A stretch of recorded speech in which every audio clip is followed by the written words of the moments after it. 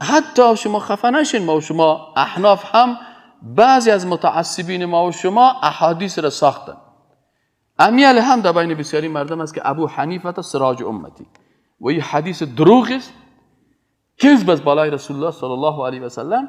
و یکی از علمای بزرگ احناف که ملا علی قاری رحمه الله برش میگه که سر پیغمبر صلی الله علیه و سلم امیر متعصبین احناف دروغ بستن. بعضی ازشان گفتن که سیخرج فی آخر الزمن. سبحان الله، خداوند آدم از تعصب نگاه کنه به کفر میکشن. گفت در آخر زمان یک کسی خارج میشه که هو اشد علی الله من ابلیس، که او از بالای خداوند از ابلیس هم که بدتر است. اسمه محمد ابن ادریس. محمد ابن ادریس شافعی رحمت الله علیه را این مذهب دیگه از ابلیس هم که بدتر چی کردن؟ معرفی کردن.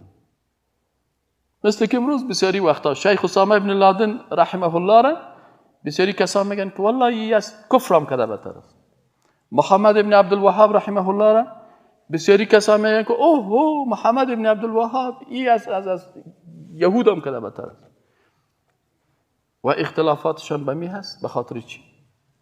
به خاطر از اینکه تعصب است.